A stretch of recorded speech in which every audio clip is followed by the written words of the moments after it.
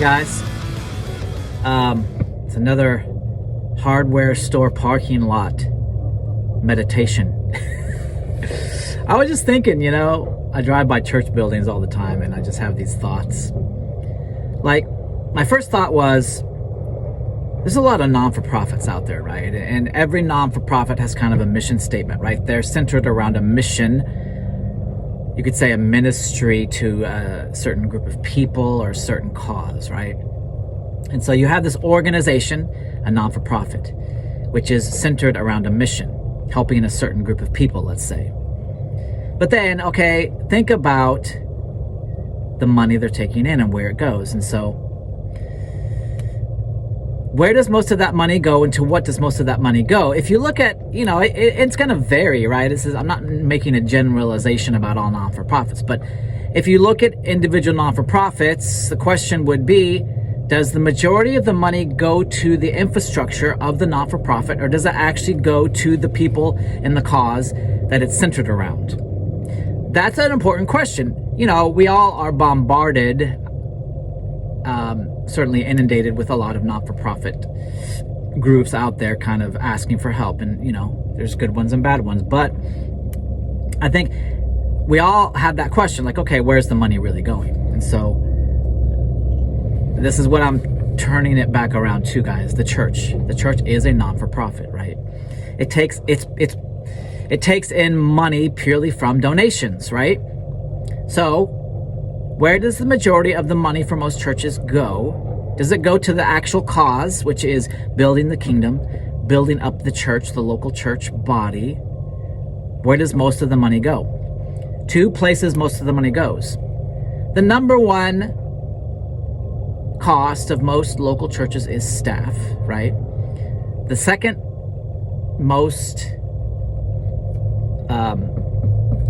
thing that absorbs the most money is the building. So you have a non-for-profit, the church, a church, taking in a lot of money. Most of the money goes to staff in the building. Well, who uses the building the most? The staff. And so you have really, guys, it's about 90% of the money that comes into a church non-for-profit goes to a handful of people and is used by a handful of people for a handful of people, right? And so you have churches raising money around a cause, spreading the gospel. But what they're really doing is building a building and paying themselves a salary, and then having a handful of select services, activities, programs that go to meet the needs of their constituents, you could say the congregation. But you're talking like, if you look at it in terms of hours, you're talking less than 5% of a week that actually gets focused towards the mission itself, which is equipping the saints for works of service, as Ephesians chapter 4 says, building up the church, advancing the kingdom. Like, most staff and pastors are focused on producing programs that are supposed to benefit congregants. But if the majority of the money is going to the building and the staff who use the building most of the time, and about 5% of the weekly time schedule is actually going towards congregants, that to me is a non-for-profit that is taking in a lot of money that's mostly going to the infrastructure of that non-for-profit. Now, there's the question of, are they actually accomplishing the mission of the church? That's a completely different question, and I'm not trying to address that question. Different churches can be doing that to different degrees, right? I'm just trying to tell you guys, if you have this non-for-profit church that says it's bringing in millions and billions of dollars, and that's just per usually individual congregation, and they're saying, well, we're bringing all this money in for the cause of Christ. Like, they have a mission statement, but what's absorbing most of that money? It's the infrastructure of the non-for-profit of church itself. And so it seems to appear that many churches are a self-existing institution. They exist to benefit themselves.